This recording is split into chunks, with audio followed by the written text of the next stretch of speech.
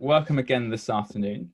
We'll be spending some time together now to look at what's new, what we've learnt over the last week or so about the government measures that are being offered to SMEs and self-employed businesses during this COVID-19 crisis. Now, what we won't be doing today is dealing with each of the initiatives or schemes in detail, outlining the various different qualification criteria and bits of this. We'll just be focusing on what we've learnt that's new, that we think that is important for you guys to know. Now, if you do want to spend some time looking at more of the detail, I'd encourage you to go back and look at some of the previous videos that we've done. We've now got these uploaded to a YouTube channel and have had links available and distributed to that. So they're already there for you to take a look at when you need to.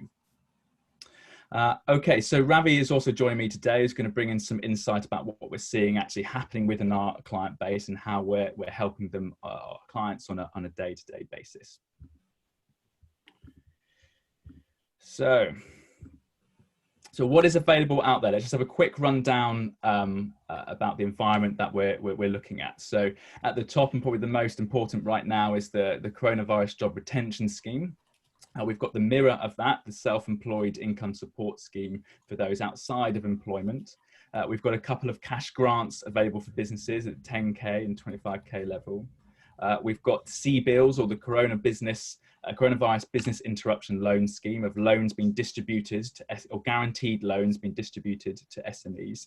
We've got the business rates tax holiday and a few formal tax deferrals being offered by HMRC. We're going to start with the big one this week, the coronavirus job retention scheme. So as probably most of you who have employed individuals within your businesses, you'll know that the scheme went live, or the portal from HMRC went live yesterday. Yesterday evening in Rishi's update for us all, we understood that over 140,000 people logged on and made their claim yesterday. We'll talk in a few moments about how you make those claims, and actually important how we can help you in that process as well. But let's just take a look at a few of the things that have changed about the scheme itself.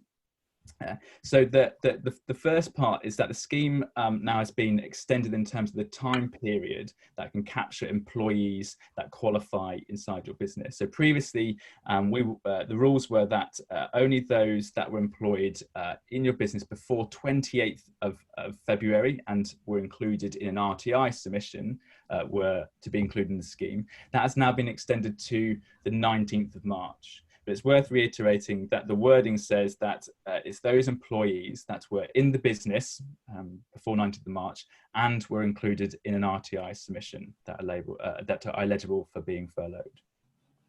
The other very important part is that we've learned that the scheme is now to be extended to the end of June, which is not a surprise, as we've learned that we're going to be in lockdown for a bit longer, and cafes, pubs, businesses are being told to stay closed. So we probably expect to see is extended each time the lockdown and those heavy rules are pushed forward. Very importantly, for those of you planning your cash, HMRC or the government have said that once you make your claim via the portal, you should receive your grant within 6 days. It's untested yet. We're not sure of the capabilities or seeing that happening, but that should be your expectation at your best expectation within your cash flow. As Ravi has been advising us as he comes on each week, is that always have a conservative view to this, however, that there's going to be slight delay in receiving the money via this scheme. What is encouraging, however, again, so updates from Rishi and via the news feeds, is that a huge amount of HMRC personnel have been assigned to answer queries and to help people through the schemes. The government are putting resource forward to help you get your application in to get hold of your grant. Now, one of the questions we've had a lot in the last 24 hours and over the end of last week is what periods can I claim for now? Now, what seems to be coming through in various different types of wording as we're looking through the rules on the scheme is effectively you can only claim for the amounts that are due to you on or before the payroll period you are in. So for the claims going in on the 20th of April, you can claim the grants due for payroll in April, even if you run your payroll at the end of April, and those that would have been included for March. But you won't be able to make your claim right now for the expected furloughed employees in May, or indeed now June. So you have to resubmit new claims in each of your payroll processes or payroll periods in order to receive your next grant.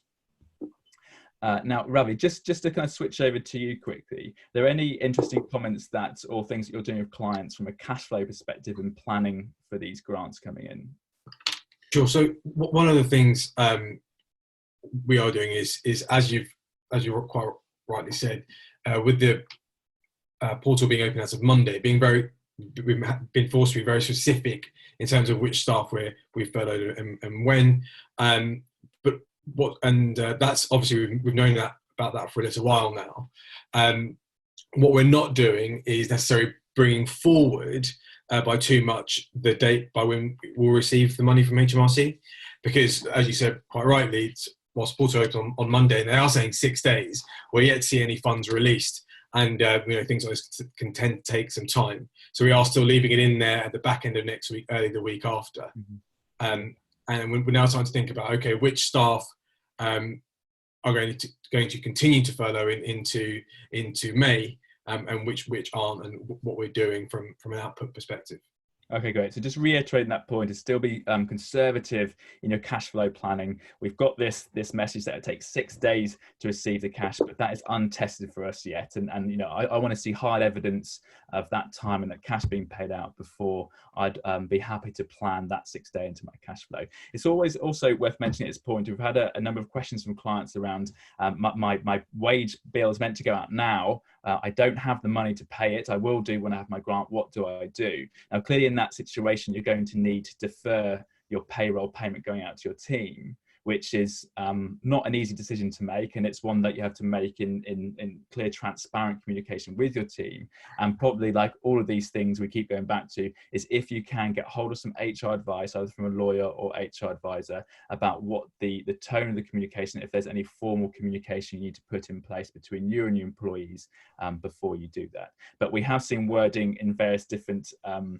government papers, websites and stuff to encourage employers that you can do that. Okay. That's an excellent point, John. One of the things we are finding that actually employees are being as open with us as vice versa. So in some cases, we have had staff members come to us and say, look, we appreciate that the business might not be able to pay us until the job retention scheme money comes in. That's okay. So being open and clear with the communication has been important. Yeah, it's always a good message, and it's the message. If some of you joined last week, the specific session that we ran with HR advisor and lawyer on this very scheme, is the message they kept coming back to is be open, be transparent, communicate with employees, bring them on the journey with you, don't leave them in the dark. John, can I just come in there with a question? We've had a couple of people ask the same question, where they normally pay people weekly, and they're asking, do they have to wait to the end of the month in order to make the claim? It's a very good point. It's the sort of thing that we'll probably test now that we've got the portal open. So the wording is that you can make your claim so if you can't make the claim for more than 14 days ahead of the payroll period of which you're paying out. So if you pay your individuals weekly during the month, say during May, the wording to me would seem that you can do that, but we'll have to test it now that we've got the portal open. Now, if any of my team in the background, if you've got any information on that you can feed through, then we'll come back to that at the end of the call. John, can I just do one more question also Sure. on that slide? So if people have staff on irregular hours, what do they base their wages on in order to make the claim? Okay, so this is going into some of the detail about who qualifies and how you calculate the claim under this scheme. So there's two major types of ways you can play your employee, or this scheme is split into. So you've got those on fixed salaries, very straightforward, 80% up to £2.5 grand a month. And then you've got those on variable pay, and variable pay could mean they're on a shift work basis, so a 0-hour contract, perhaps in a pub or a cafe, or perhaps they're an estate agent, an agent working with an agency where they have a very low base, but most of their pay is made up from a contracted in commission. So they're on variable pay as well. So to deal with that segment of the economy, of which there are a lot of people sitting in that, the rules were expanded to say that you can either look at the last 12-month average of someone's earnings to work out what the number is you can take 80% of this month, or you can look at the same month in 2019 as of now. So you could look at March 2019 and see what they were paid there, or you could take the average of the last 12 months. Okay, and whichever one is higher is probably the one that you want to pursue. Okay, I hope that's clear. Right, so just to move on, because we'll come back to that in a few moments, because we've got a tool that will help you make those calculations. So making the applications. The application portal is open, tons of applications are going in. Over the last 24 hours, we obviously received a lot of incoming from clients about how do we make these claims, and here's my claim, can you make it on my behalf? And we've been processing those as quickly and as thoroughly as we can in this short time period. But just to kind of tick off the parts of what you need to do. So you can make the application yourself. There's a link here, and we'll obviously circulate the slides, and you can follow the link. If you do a quick Google on accessing the scheme, you'll get to the scheme link very quickly as well. Now, making your application, there's a number of very, very basic information you're going to need about the company and the employees that you are furloughing. Now, what's the key part in here about the employees is the start and end date of the employee's furlough period, including the NI name and bits of that. But the start and end date of the employee's furlough period is very, very important doing this. But what is clear is that when you log into the application portal, is you need to make the grant value calculation yourself. So it's under self-assessment that you are doing this. And that will probably, for a lot of people, mean it's quite a difficult thing for them to do. However, there are a number of calculators out there that you can use. Both there's one issued by HMRC that you can click through, and some of the questions might be a bit complicated, but you can click through that and get a claim calculation yourself. Or indeed, there are a number of other firms and organisations, payroll software providers and the like, that have provided calculators for you to do the calculation. Every calculator seems to be coming up with a slightly different answer in certain aspects, maybe out by a few pennies. So it's clear there is there's not 100% way to calculate this all the same, but more or less the information is out there if you need it to do your own calculation. What we are doing and circulating this morning, we've got a calculator and a form for you to use. It's a free resource, and that's being sent out to all our payroll clients this morning. And in that form, you can use that to capture, it's an Excel form, you can use it to capture all of the employees that you'd like to furlough, all the key data about those employees that you hold. And then more importantly, using the various different drop-down menus and entering various different dates, it will calculate for you what the grant should be. Now, clearly this won't work under every single circumstance. It's very hard to create a tool that could deal with every variable out there, but this should work for most of you to get to a calculation and a claim that you can make. We are also obviously offering to our clients, particularly our payroll clients, the ability for us to do this for you and submit on your behalf. So HMRC have developed the portal. So those who have PAYE agents, so if we run your payroll, we are your PAYE agent, and we've got a way of accessing your portal, and we can submit a claim on your behalf. So now we've understood more fully the work involved in doing that. We've come up with a very basic set fixed fee for undertaking this work, which is a £100 fixed fee to do the registration. And if you're just a single employee company, there are no further fees. It's just £100 to get you registered and get your claim on. And that will cover you all the way up to end of June. For those businesses with multiple employees, it's just simply the £100 fixed fee to get all the registration information collected, and then £15 per employee per claim.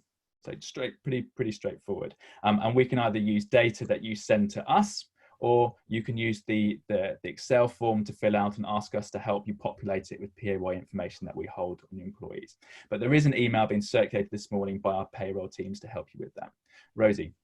Yeah, we just had a couple of questions on that. So asking, will Acuity be doing this on my behalf if they manage the payroll? So Is the answer that if they haven't received the email, they should then contact their client It'll be manager? going out this morning. So we spent a lot of yesterday making sure we understood exactly how the portal was working, what information would work, what information wouldn't work. We developed very quickly our calculation form, which is going out and circulated today. And we just want to make sure that covers most of our client scenarios. Like I said, it won't cover everyone. There's always something, someone's got a peculiarity about when an employee joined, or a type of employee that we need to do some specific help for. So we can do any sort of advisory help separate to this as well.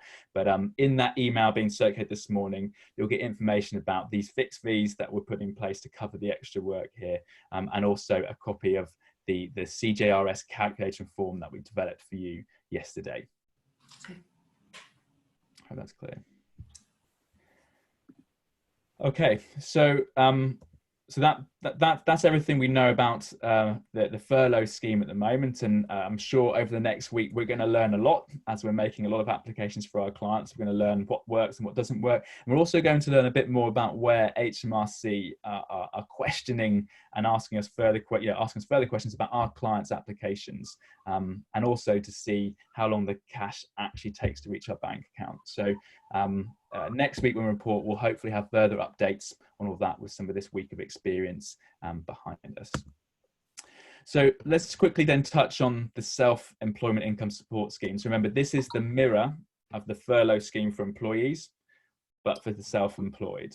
Okay, and there hasn't been a lot of updates for this over the last few weeks, and HMRC and the government both said that the priority at the moment is to open the furloughed employees portal, which happened yesterday. So I expect what we'll see is to start to see some of the resource that was involved in developing that portal, and I'm sure some of the experiences they've had in developing that portal now shifted towards trying to open the portal for the self-employed individuals out there. Now, a few things to point out. Where we had it confirmed that the furlough scheme for employed workers has been extended to June, that hasn't yet been confirmed, at least as of this morning, hasn't yet been confirmed for the self-employed scheme. I'll be very surprised if it isn't extended, but at the moment, that's not the case. What other news that's come out is that HMRC have said they will be contacting you. So we knew they would do that anyway. They've now said we'll be contacting you by mid-May if we think that you're eligible. That's likely to be by a letter. And whenever HMRC send things by letter to you, they normally send it to the agent as well. So we're expecting to receive those letters. And obviously when we receive them, we'll make sure that we're keeping up to date with that as well. And in that letter, we'd expect to see the instructions on how to make your claim, but it's likely to be very similar to the furlough scheme, i.e. you're going to go online, you're going to enter a portal, you're going to enter some information and calculate the claim that you're due.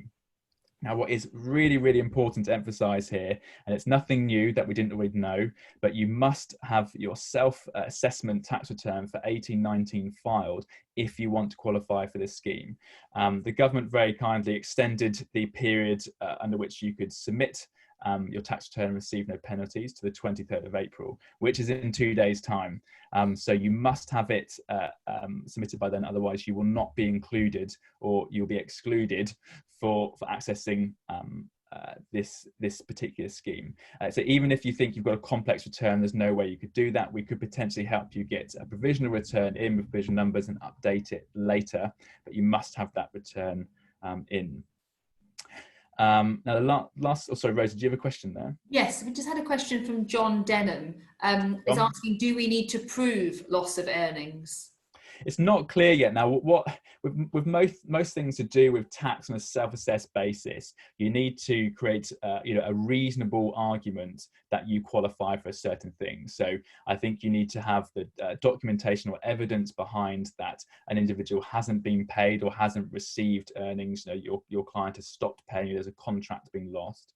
But I fully expect that you're going to have to make a declaration on the portal that I have lost earnings, or even state the amount of earnings that you think you've lost. But you must be ready for that to be audited potentially at some point. So make sure you're making your claim reasonable and you've got a reasonable ability to document that behind you. Mm-hmm. And John, I know for you this applies for LLP members out there, so the same applies. It's worth emphasising here that if you're an LLP member, so receiving your income as a LLP profit share, you do qualify for this scheme. But again, you must show that your profit share has decreased over this period for you to qualify. Or at least that's how we understand it with the wording that's available for us at the moment. Okay. Now, what's worth emphasizing at this point, as we continue to get a lot of questions and distressed business owners talking to us about, is do dividends count as self-employed income? I'm a director and a sole owner of a limited company. I remunerate myself predominantly via dividends and probably a small salary. Do I qualify for the scheme? And the answer is no. So dividends are not self-employed income. They are something different. And this scheme, the wording for this scheme has not been changed or extended to include those business owners who receive their income as dividends. So the question then moves on to, if I'm a director of a small company with a small salary and this big dividend, what's available to me? Now, the short and truthful answer that there's not a lot available to you at the moment. The earnings via dividends don't qualify for any scheme that's currently open by the government. And the PAYE salary that you do earn is available if you furlough yourself, which I'll just expand on in a few moments. But most of you will be earning a PAYE salary under £9,000. So it's not going to be a lot per month that you'll be able to claim under the furlough scheme. So remember that the 80% of the monthly amount calculation still applies in this circumstance. So just to clarify as well, because a lot of questions on it, what does furloughing as a director mean? Now, if you're a director, you do have statutory or fiduciary duties that you need to undertake to remain inside corporate law. You must file accounts, organise your taxes, meet your compliance duties for your limited company, protect your limited company's assets for its shareholders. So in undertaking those activities, you won't be penalised if you're furloughed. So you can still file your accounts, you still talk to your accountant, you can still pay your taxes. But what you can't do is undertake any revenue generating activity. And this extends to business development, pipeline management, running your social media, processing orders or anything like that. You can't do that if you are being furloughed as a director. And it's also worth noting at this point, as a lot of people asking the questions, well, how can HMRC or the government ever know what I'm doing or whether someone's furloughed or not? Now, the furlough scheme is under self-assessment, so the government is asking you to declare that you are furloughed or your employees are furloughed and they're not working, or they're only doing anything within the rules that the government has set out. But the government are not actively checking at the moment what they're doing, but what they have said is that we will be checking, and they've done things like open up an employee whistleblowing hotline for employees to phone if their employer are making them work or if they're doing work and don't think they should be. So you still must stand behind, be reasonable. If you're submitting anything via sort of self-assessment type mechanism like this, it must be correct. Rosie, is there any more questions at this point on the furlough scheme we can pick up? Not really specific to that. No, I think we'll cover them at the end, these ones. Okay, great. And now cash grants, really simple, only a few things to update. Local authorities are processing applications and they are paying them out. Ravi, are we seeing this across clients generally? We're seeing it across a few, so I think Brighton and Hove and kind of Isha Surrey area. Okay. But it's quite sporadic at the moment. Okay, fine. So, I mean, I think I'm getting messages across client managers and partners across the firm that we are seeing these land in our clients' bank accounts. So it is happening. The local authorities have stepped up and they are moving cash out to those who need it. What I wanted to reiterate is that there are differences between what the local authorities are communicating in their written stuff on their website or in letters being sent out to applicants or people eligible, about who actually qualifies. And the one I keep coming back to is this estate agents and letting agents seem to qualify. And the reason I keep coming back to that, I know we've got a few estate agents on the call today and across our portfolios. Now, if you are an estate agent or letting agent and you haven't received a letter from your local authority, you need to get hold of them pretty soon. So give them a call, write them a letter, or whatever way you can see best to get in contact with them, and just check your eligibility. It's hard to say at the moment whether technically you are eligible for your particular local authority or not, as there are differences between them and it's hard to track all those differences, but definitely get in contact with them and see if you can make a claim if you haven't already received anything. Okay. Any other questions on grants here, Rosie? Just having a quick check through. It's got quite a few questions coming in. Okay, while you're checking those, I'm going to cover off some of the bits on our coronavirus business loan scheme. So I think this scheme, amongst all others, has had the most heat from the press. The government have had a lot of pressure on trying to make this work. So the messages that you'd have been seeing going around the media that the banks are not paying anything else. It's not moving quick enough. And we've seen the government stepping up again and again to put pressure on the banks, and also to change the relationship of how their guarantee works in order to make sure the banks are pushing out money to small businesses. And just in terms of some stats, if you're watching Rishi give his update last night, you'd have heard that 35 applications have been received across the banks, or 35,000 applications rather. And Rishi quoted this number of 80 to 90% of applications are now being approved. Now, I'm pretty sure that 35,000 applications, or 80% to 90% of that, haven't been approved. So that is approved of another number, so I have to figure out what that is. But the indication there is that banks are saying yes, which is good, unless those numbers are wrong. We'll try and find more information about exactly the numbers of being approved and not approved. But that's a good message for us all to hear, because the media often are repeating or telling us something different, and people aren't able to access these. Banks are telling no to lots of people, offering ridiculous high interest rates and things, which doesn't seem accurate from the information that we've got. Now, the other thing just to point out here, the original 40, I think it was 40 banks that were included in the approved lenders, is slowly being extended. And one in particular, the co-op, as it seems a lot of our clients are banking with the co-op and we're asking questions saying, hey, the co-op's not talking to me. The co-op doesn't seem to be able to do this. The co-op can now do these loans. So if they've already said to you, hey, we can't do these loans, or go and speak to someone else, go back to the co-op. They should be able to offer these loans to you as well. And just two other institutions of note here that we particularly like. Now, Funding Circle are a great lender for SMEs across the country, and a lot of you would have already worked with them in the past. But Funding Circle are now qualified to be a CBILS lender, and have said to us that they're only doing CBILS loans now. So if you have a non-CBILS loan application of Funding Circle, chances are it might be put on pause at the moment. Or if you were planning on making an application to Funding Circle not under the CBILS scheme, that won't be dealt with at the moment. The other one that I particularly like is the Oak North Bank, which is a very small challenger bank that do structured debt and relationship-based lending, but they're particularly good in property development field as well. They're now qualified to do CBILS loans, and so they're a good institution to approach. Now, Ravi, you've been working on a number of cases for clients. So what are you seeing out there as the current environment for CBILS at the moment? Sure. So I think we're working on approximately about 14 applications at the moment, taking us up to a total size of about 1.1 million. And I think unsurprisingly, what we're seeing is that those lot more straightforward applications are being focused on sooner by the lenders. They're being approved. We're not yet hearing of payouts.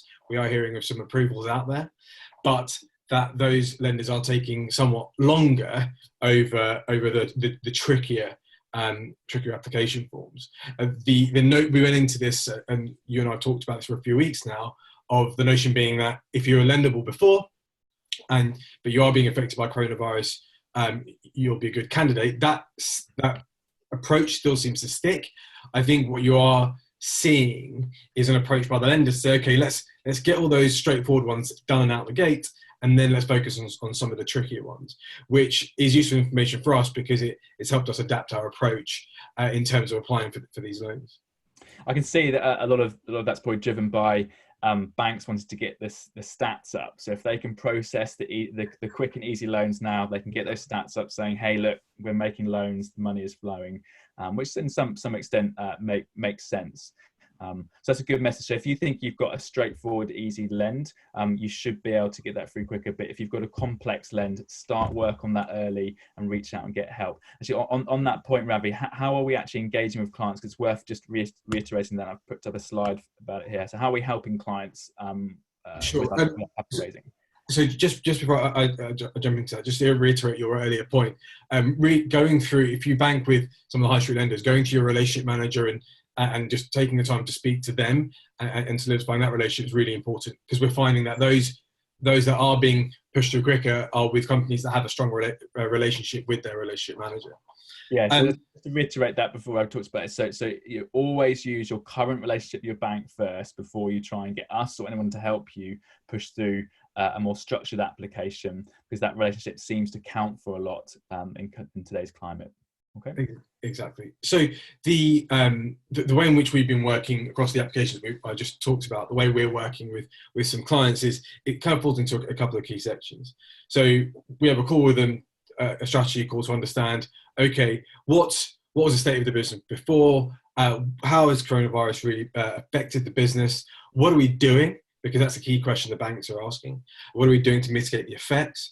And then identifying kind of how much funding we think we need.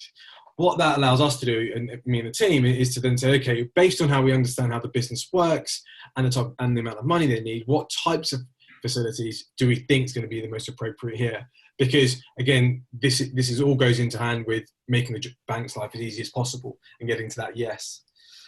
Then we're quite quickly identifying, okay, what information, based on the size of the loan, what information do we need to have? Do we need a 13-week cash flow forecast, or do we need a 12-month P&L balance sheet cash flow forecast? What do we have, and what do we need to go and build? One of the things that we've actually found to be quite useful in this particular period is a number of the clients we're working with have introduced us to their relationship managers. So there's been a couple of them at HSBC where we found that the team have been able to bridge the commercial language barrier between the relationship manager at the bank and the owner of the business that might not always might not speak regularly, but they need to be able to speak the same language in this particular instance to get this facility sorted. And then once we've got a clear idea of everything that's needed to put together, we, as you said on the slide, we put together an online data room that our bank can go and access and have all the information it needs in there. Now, one of the key things we're doing at this point is by having an online data room, we're able to provide other lenders with access to it. So when we're after we've had this initial call, one of the things we're always thinking about is, okay, well, let's say our high street lenders are being really slow to the mark, or we're finding that actually they're not interested. We quite quickly need to work with some of the more appropriate other partner lenders, and there's over 40 of them now. So, how do we work with Funding Circle? How do we work with Oak North? Now, more often than not, the information they'll need is the same as NatWest, Lloyds, RBS. And so having that information ready for your current incumbent lender is going to be useful for the others. Now, what we're finding is that whilst, for example, Funding Circle have said, okay, yeah, we're now approved, they're still finalising the details around their application process. So having all this information ready now is going to help us deal with some of the more challenger banks and some of the more niche lenders in a lot more of an effective way.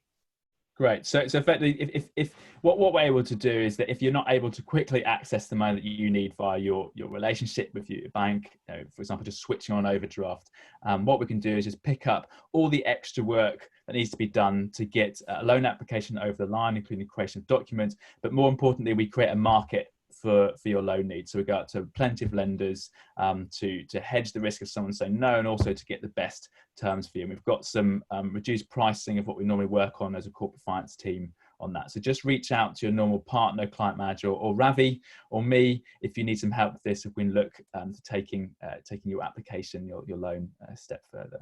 I think just to add on to your point, John, one of the things we are seeing is that some of the more smaller lenders who might fall down the list in terms of the British Business Bank partners, there is quite a big appetite out there to do something and to help small businesses and to lend. So if businesses out there are finding that their incumbent high street lender isn't being particularly helpful, don't worry, there are other options out there. Just pick up the phone to your client manager or to us, and we can have a conversation. There's always other options. There's always a good mantra to have, is that when you're out trying to raise capital, there's always other options. Now, the other options might be pricier in some cases, but there's always options. And it's worth saying as well that if you end up not getting through a CBILS loan, there are other types of lenders we can get out there, bridge financiers, second charge lenders, that particularly are FS team, so our FCA regulated team, have access to. So where you want to start using collateral such as a home or building that you own, there are lenders out there who will do second charge type lending that are outside of the CBILS. Exactly.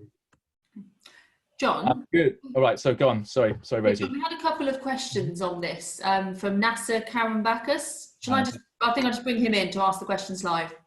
Sure. Hi there, can you hear me all right? Hey, Nasser. Oh, hi guys. Hi, Ravi. How are you? And that's it. Yeah, it was just really a couple of questions with regards to the funding circle coming on board. From what I understand, it looks like they may be processing applications as early as next Monday or Tuesday next week. Does that mean that if you've got a relationship with an existing bank and relationship manager, can you submit CBILS to the bank that you bank with as well as the funding circle?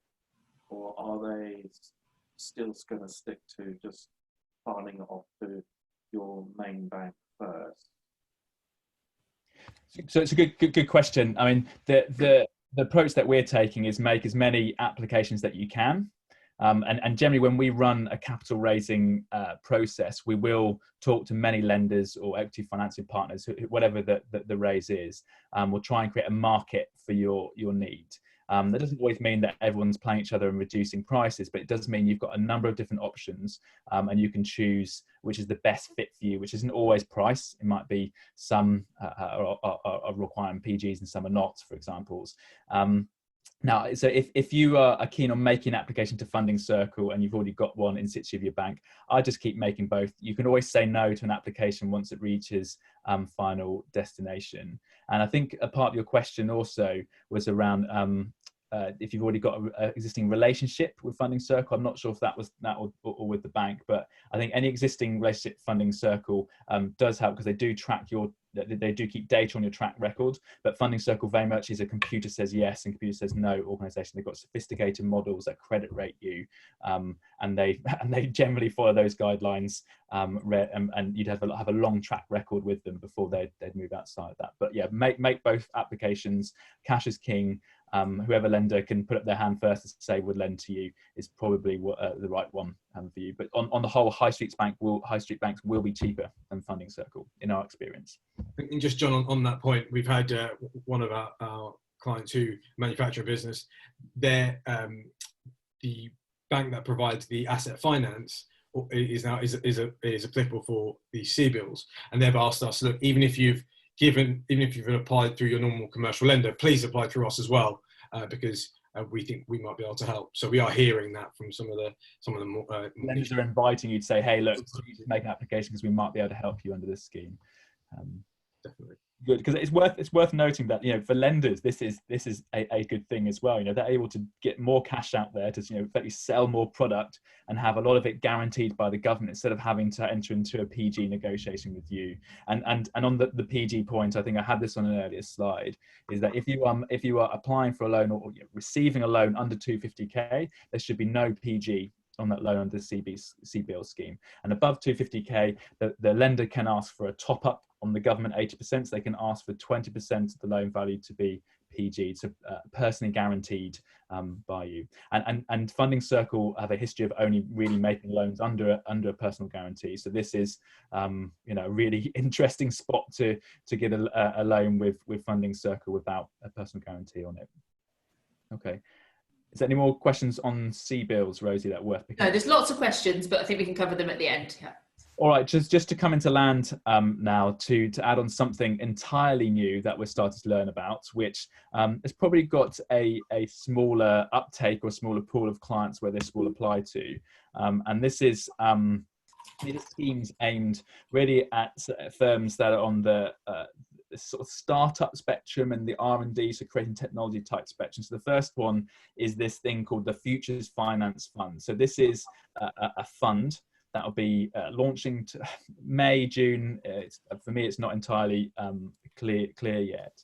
But what this fund is seeking to do is to co-invest into startups that have already received a significant, or for small companies, a significant amount of money over the last 5 years as equity. So these are startups that are more or less funding themselves via equity cash. So they're probably burning through cash at quite a high rate. So they're unlikely to be good loan candidates. Okay, so remember, a loan candidate still needs to be able to show they can actually service their loan and pay it off in the term that's been set up for that particular loan. But equity finance is obviously a lot more patient and a longer term view, and doesn't need a repayment period like a loan often does. So this is the government's answer to that. So they're going to be shoring up funds and getting funds out to those startup businesses that are reliant on equity rather than debt capital to operate. I know we've got a few of those in our portfolio, so we'll be reaching out to you guys to make sure that we can help you access this when the time comes and when it's open. But this is clearly quite low down the government's agenda right now. There's also this mention of R&D cash grants.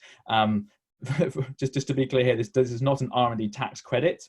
Now, R&D tax credits are a really useful tool that you can make use of now, and I think we're actually going to run a webinar next week specifically on R&D tax credits. It's something that myself and my teams operate for a lot of our clients, accessing credits based on the work that you're doing that could be classified as R&D. So that's something separate. But what the government is saying, that they're going to make available a fund. Now, we see different numbers out there, and depending on, I think, how it's classified, but 750 million be one of them. I think it's a much lower number, like 150 million available for new business or something, which is a cash grant to be distributed via Innovate UK to help those small businesses doing R&D intensive work.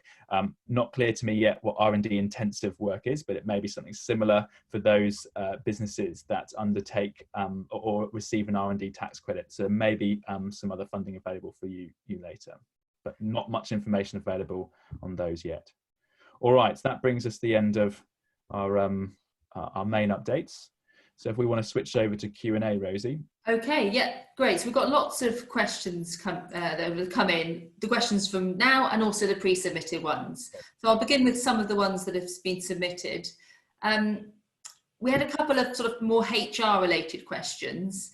When staff are furloughed, can we continue to email them with company and work updates, but without giving them any actions? Is that allowed? I think, but again, it's a HR question, and it's a very grey area we're getting into trying to advise on this point. My default position would be, you've also got to look after your employees rather than furloughs, make sure they're okay, make sure that they're still employees during this period. They just can't undertake any work. So letting them, communicating to them is probably okay, particularly as you've got an obligation to look after them. Having them communicate back with you and interact with you, you're probably starting to tiptoe into the grey area there as well. Now, there has been new information released around actually allowing employees to train and things like that. So recommend go and read that information. We'll probably run an update again, an HR-based update on the furlough parts as well, as we know that HR knowledge set is in high demand at the moment, as well as us accountants who like spreadsheets. The HR stuff is incredibly important now. But the default position is communicate to, but don't expect a lot of communicate back from them. And in fact, one of the things we've seen some clients do is make sure they're actually switching off their clients, their employees' access to email as a way of audit trailing the fact that they're not working, they're not accessing the inbox, they're not communicating with clients and the likes. That might be something you want to consider. But each business is going to be operating this in a slightly different way. Okay, John, and just to clear off another HR one, I know we'll be running another session on this, but somebody is asking if they have furloughed staff and they've sent them a letter, do they also need to update the contracts? It's unlikely you need to update the contract, because I think what we learned in our HR session last week is that many contracts actually already have the term in allowing you to effectively furlough them for a period of time. And in that case, you don't have to necessarily get the employee's permission to do so. But the advice was always communicate to them, write to them, still keep it formal, let them know what you're doing. Now, if you don't have that term in your contract and you've communicated to them to say, hey, we'd like to furlough, we need your permission to do so. Once they've granted that permission, you've both reached agreement to do so. I wouldn't say you need to update your base contract, because you've actually amended your contract via the additional letter you've got. Now, our HR advisors may have a different process and a way of formalising that, and perhaps you do want to update your contracts for later, but I'm not seeing clients doing mass updating of contracts at the moment. It's probably not a good time to do that. Okay, and well, this comes from an LLP perspective. Abby Osu is asking, how will he show that the profit share has decreased during this period? His calculations are normally done at the end of the year. So I mean, I mean, everyone who's self-employed does their calculation at the end of the year to disclose their profits. But what you will have a view on is what are the revenues or the kind of week-to-week profits that you're building up or receiving. So a good test would be, are you still receiving the same cash, the same income that you had before? If the answer to that is yes, and you're an LLP member, you probably are not impacted. If as a member of an LLP, your LLP business, the income has dried up and they've stopped distributing cash to the various members, then okay, you're in a distress situation. The profits that are going to be matched with your drawings or potentially matched with your drawings are not going to be there, so you can make a claim. And probably you can put one and one together, and one of the ways that HMRC may approach assessing whether you should have made a claim or not, it will be looking at your year-end figure, and if indeed your year-end figure ends up being you've earned more than last year, also substantially the same, it might trigger you as a red flag to be checked further of whether you should have made that claim or not. But we can only speculate at this moment.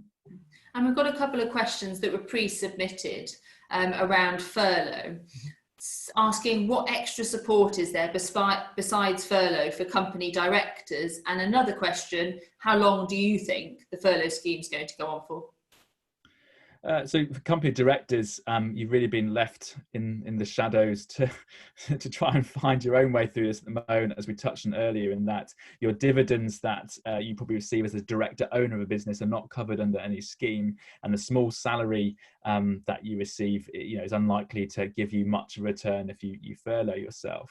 So really you'll be looking to, can I get a loan into the business to deal with the down period? And Ravi's spoken about, there are plenty of lenders out there.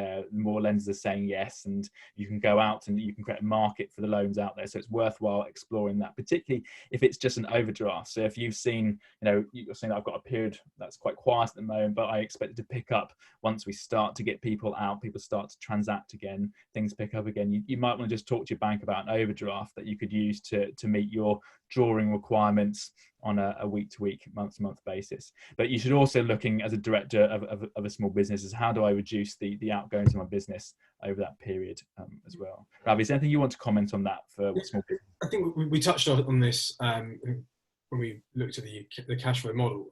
Whilst it might feel like for company directors there isn't a lot of support out there, actually in the variety of things that the government support provide in terms of the VAT and also in terms of other suppliers going through similar issues, there is a lot we can do within managing a business's cash flow that can help stabilise you through this period. So I wouldn't just focus on, okay, what's the top line level of support out there, but actually what are the things I can do within my business? Who can I speak to? What deals can I get to with suppliers? Can I get this customer to, even though I've done the job, can I get them to pay a bit earlier? How can I incentivise them? Those are all the kinds of things that we need to be doing right now that can actually have as much of a benefit as getting a grant or getting more wage support. Yeah, it's a really good point, actually. So it's one of the benefits of when you do some proper cash flow planning. All those little marginal gains you can stack on top of each other, push that supplier out a few months. Okay, we're allowed to defer our VAT until next year. Okay, the landlord said, okay, we'll give you a month off paying rent, or we'll spread it out over the next few months. You add all those up and you see it in your cash flow planning, and suddenly you do have a bit of breathing space to enable you to get through the downturn, and don't just focus on what can the government give me now as a cash grant to get me through. Yeah, thanks, Sean. We had quite a few questions on that same topic. A director of a company, they're the only person in the business. What supports? I think you've covered that off there. And there is no further support, but there's lots of other measures. Not yet. But look at the margin. So maybe the message is look at the marginal gains you can make across lots of little deals, the VAT, potentially deals with landlords, potentially deals with suppliers, and how does that add up to actually smooth your cash flow in your small business over this period of time to release cash to support you.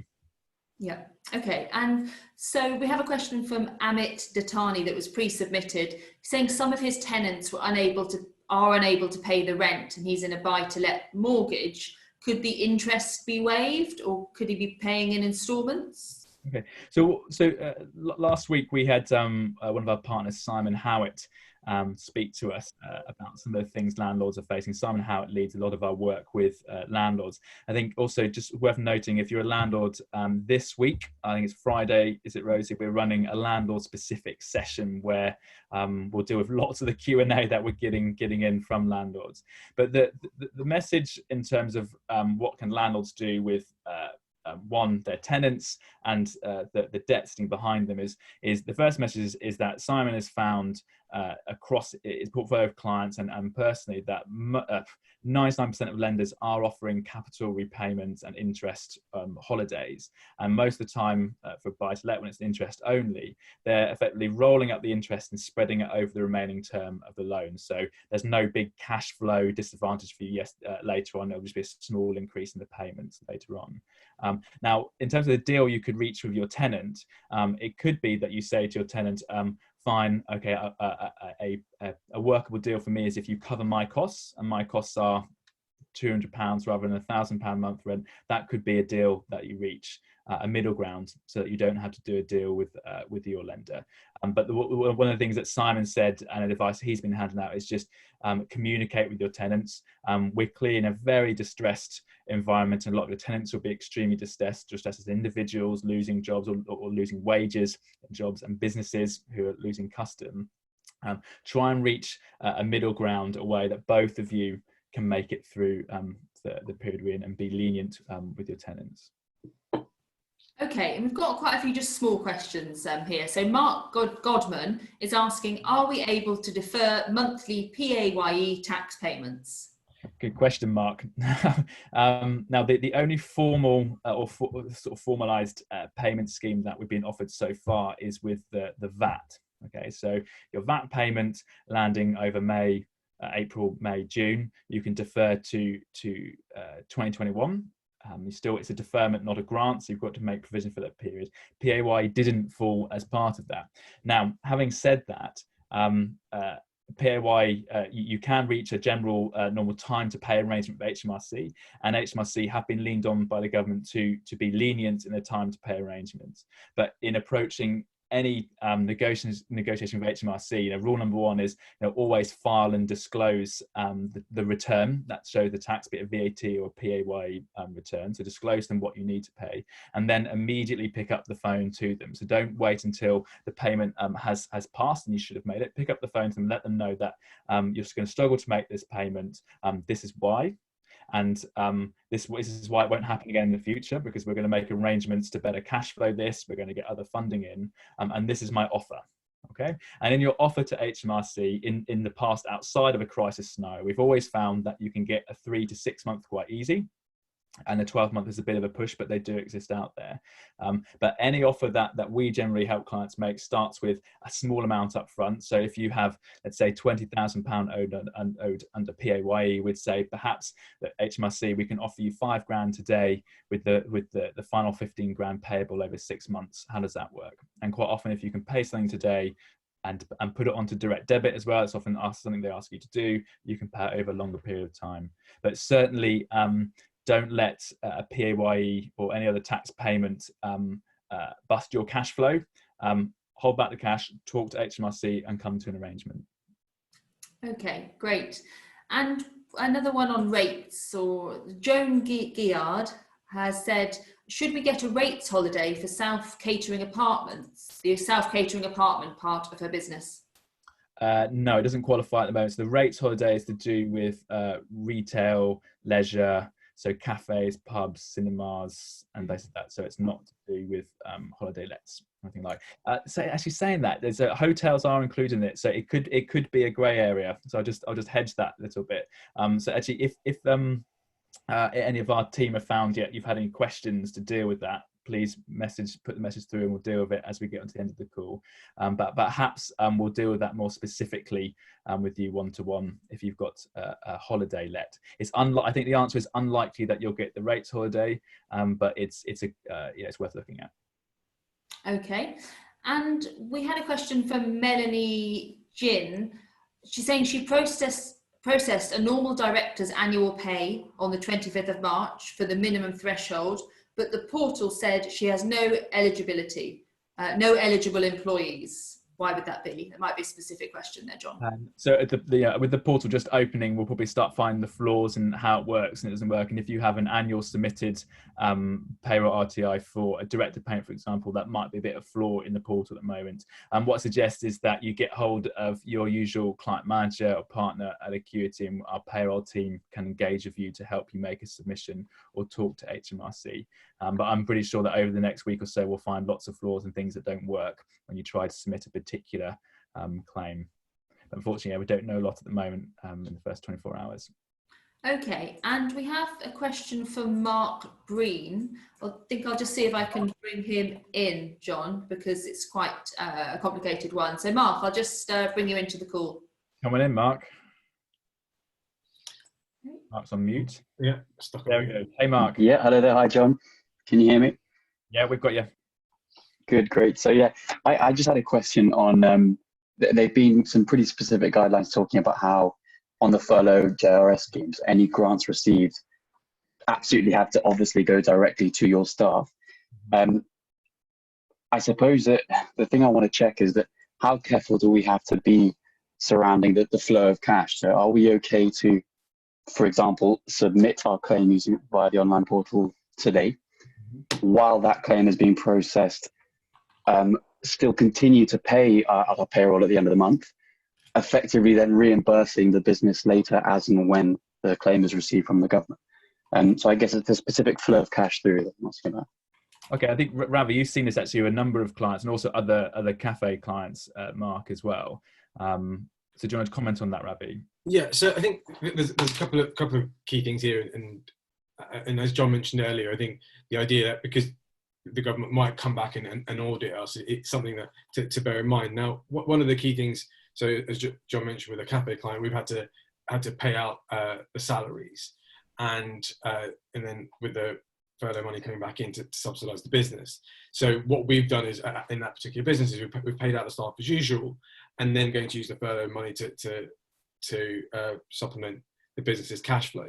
The key thing is, and this is what I've been advising businesses through this, is just being able to demonstrate what you're doing and why clearly.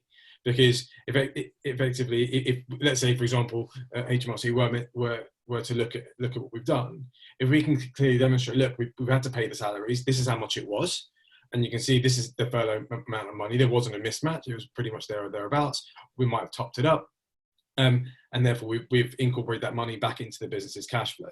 So doing the right thing for the business and the staff is important, and just keeping a good documentation of what you're doing, when and how. Is important. So the bottom line is the furlough cash grant is a grant to the business. It's not a grant to the employees for the business to use to fund its salary. So if you've already funded the salary ahead of time, like Ravi's saying, and you're maybe doing, it's okay for the business to keep that. Okay, so it's based on the information that you've got these furloughed individuals. This is what their salary is, and it's your money to fund that salary. Now, you do need to process their salaries via PAYE eventually, and you can defer their salaries. So we spoke about that earlier, is that you could come into agreement with the employees, Mark, that actually we're going to wait until the grant comes in and then we'll fund your salaries. We're seeing businesses do that, and we're seeing in, I forget where it was, but in some of the government literature, they're suggesting that is a strategy that you can take. Good. Great. Thank you. Great. And we just have one final question, a pre-submitted question from Marilyn Price, who's saying if she hasn't heard from the council regarding the 10k grant, does that mean she's not eligible? No, it doesn't. So do get in contact with the council and run through your particular case and your particular business type. I would say that the councils have done a great job at getting the obvious stuff done, and they've got the money out, and we're seeing cash land in business banks accounts. So that's great. But we're kind of, I think, into the second phase of this now, is that you need to now be, if you've not received that money yet, you need to be reaching out to your council and having a discussion where possible to see if you qualify. Okay. Now, I just want to just come back to the question around about the self-catering holiday letting, what have you. I had a message in from one of my colleagues, and that hospitality property, for example, hotels, guest house, or self-catering accommodation is listed as eligible for business rates relief. So there's probably still nuances in terms of how or maybe nuances about how that property is owned, but self-catering and guest house is listed as hospitality property under some of the information out there. Okay. So it's worth approach. So again, if you do have a holiday let type example and you think you could be classed as self-catering guest house type, that reach out to your local council and they'll find out if you qualify. Okay. Excellent, John. Well, that's all the questions we've got for today. I've just launched the poll, which is asking the people on the call today about topics you'd like for future webinars and other support and information you'd like from Acuity. So please do just take a moment to answer that. And then on Friday, we have a landlord-specific session. You'll receive the link to that after this webinar. You'll also receive the link to register for this session next week, where we'll be providing, again, any weekly updates there are from the government. So that's all for today. Thank you very much.